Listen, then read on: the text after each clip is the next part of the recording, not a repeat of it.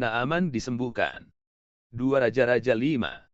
Naaman, panglima Raja Aram, adalah seorang terpandang di hadapan tuannya dan sangat disayangi, sebab oleh dia YHWH telah memberikan kemenangan kepada orang Aram. Tetapi orang itu, seorang pahlawan tentara, sakit kusta. Orang Aram pernah keluar bergerombolan dan membawa tertawan seorang anak perempuan dari negeri Israel.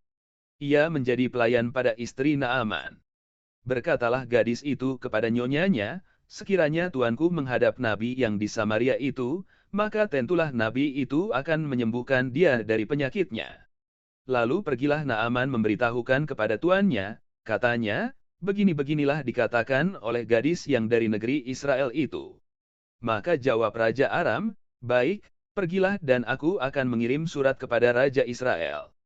Lalu pergilah Naaman dan membawa sebagai persembahan 10 talenta perak dan 6.000 sikal emas dan 10 potong pakaian.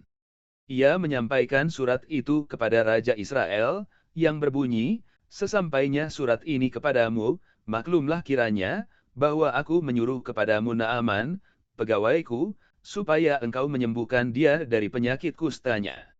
Segera sesudah Raja Israel membaca surat itu, dikoyakkannyalah pakaiannya serta berkata, Tuhankah aku ini yang dapat mematikan dan menghidupkan, sehingga orang ini mengirim pesan kepadaku, supaya ku sembuhkan seorang dari penyakit kustanya. Tetapi sesungguhnya, perhatikanlah dan lihatlah, ia mencari gara-gara terhadap aku. Segera sesudah didengar Elisa, abdi Tuhan itu, bahwa Raja Israel mengoyakkan pakaiannya, dikirimnyalah pesan kepada Raja, bunyinya, mengapa engkau mengoyakkan pakaianmu? Biarlah ia datang kepadaku, supaya ia tahu bahwa ada seorang nabi di Israel. Kemudian datanglah Naaman dengan kudanya dan keretanya, lalu berhenti di depan pintu rumah Elisa. Elisa menyuruh seorang suruhan kepadanya mengatakan, pergilah mandi 7 kali dalam sungai Yordan, maka tubuhmu akan pulih kembali, sehingga engkau menjadi tahir. Tetapi pergilah Naaman dengan gusar sambil berkata, aku sangka bahwa setidak-tidaknya ia datang keluar dan berdiri memanggil nama YHWH, Tuhannya, lalu menggerak-gerakkan tangannya di atas tempat penyakit itu, dan dengan demikian menyembuhkan penyakit kustaku. Bukankah Abana dan Parpar, sungai-sungai Damsyik, lebih baik dari segala sungai di Israel? Bukankah aku dapat mandi di sana dan menjadi tahir? Kemudian berpalinglah ia dan pergi dengan panas hati.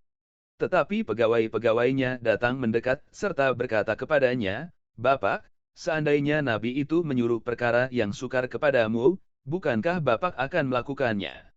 Apalagi sekarang, ia hanya berkata kepadamu, mandilah dan engkau akan menjadi tahir.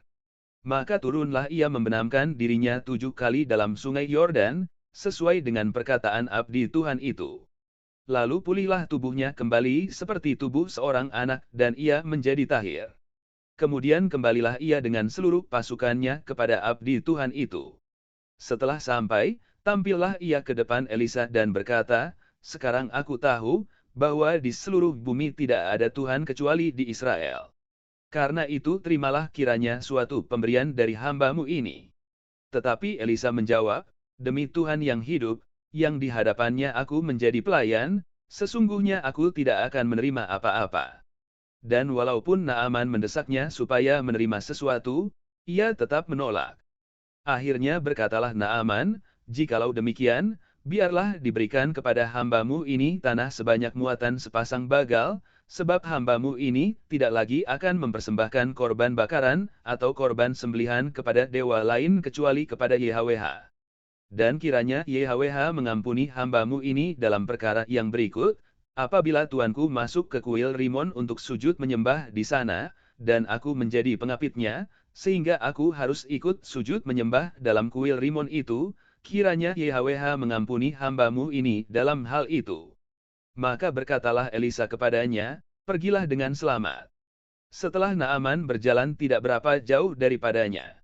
Berpikirlah Gehazi, bujang Elisa, abdi Tuhan, sesungguhnya tuanku terlalu menyegani Naaman, orang Aram ini, dengan tidak menerima persembahan yang dibawanya.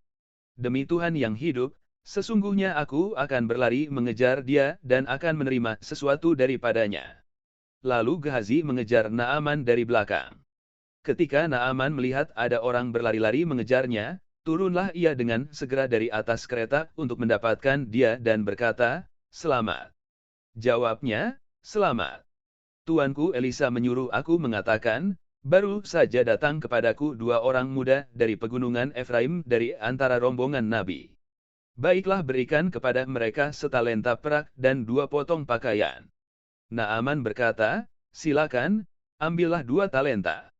Naaman mendesak dia, dan membungkus 2 talenta perak dalam 2 pundi-pundi dan 2 potong pakaian, lalu memberikannya kepada 2 bujangnya. Mereka ini mengangkut semuanya di depan Gehazi. Setelah mereka sampai ke bukit, disambutnyalah dari tangan mereka, disimpannya di rumah, dan disuruhnya kedua orang itu pergi, maka pergilah mereka. Baru saja Gehazi masuk dan tampil ke depan tuannya, berkatalah Elisa kepadanya, "Dari mana, Gehazi?" Jawabnya, "Hambamu ini tidak pergi kemana-mana." Tetapi kata Elisa kepadanya, "Bukankah hatiku ikut pergi, ketika orang itu turun dari atas keretanya mendapatkan engkau? Maka sekarang, engkau telah menerima perak dan dengan itu dapat memperoleh kebun-kebun, kebun zaitun, kebun anggur, kambing domba, lembu sapi, budak laki-laki dan budak perempuan. Tetapi penyakit kusta Naaman akan melekat kepadamu dan kepada anak cucumu untuk selama-lamanya." Maka keluarlah Gehazi dari depannya dengan kena kusta, putih seperti salju.